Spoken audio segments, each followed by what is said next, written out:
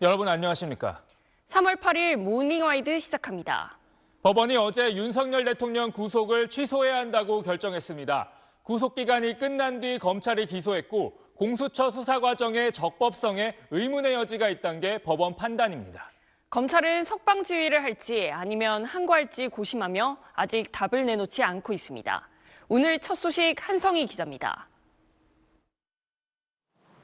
서울중앙지방법원이 윤석열 대통령이 구속 상태가 부당하다며 낸 구속 취소 청구를 받아들였습니다. 지난 1월 19일 윤 대통령에 대한 구속영장이 발부된 지 47일 만입니다. 법원이 윤 대통령의 구속을 취소한 이유는 두 가지입니다. 재판부는 우선 검찰의 기소가 구속기간이 끝난 상태에서 이뤄졌다고 봤습니다. 또 공수처 수사 과정의 적법성에 관한 의문의 여지를 해소하는 것이 바람직하므로 구속 취소 결정을 하는 것이 상당하다고 판단했습니다. 법원은 만약 공수처 수사 절차에 대한 논란을 그대로 두고 형사재판 절차를 진행할 경우 상급심에서 파기되거나 나중에 김재규 사건처럼 재심 사유가 될 수 있다고도 봤습니다.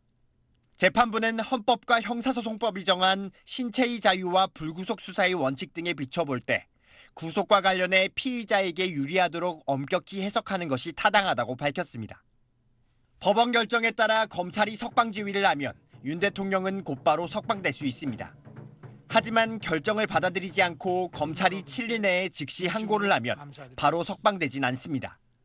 윤 대통령 측은 구속 집행정지에 대한 즉시 항고가 위헌이란 결정이 있었다며 같은 논리로 구속 취소의 경우에도 검찰의 즉시 항고는 위헌이라고 주장했습니다. 석방 지휘를 하지 않을 경우 담당 검사에 대해 불법 구금의 법적 책임을 묻겠다고도 했습니다. 공수처는 법원 결정의 취지가 공수처 수사의 위법성을 확인한 것은 아니라며 검찰의 즉시 항고 여부를 지켜볼 예정이라고 밝혔습니다. 서울구치소와 용산 한남동 관저 앞에선 윤 대통령 지지자들이 몰려 윤 대통령의 석방을 외쳤습니다.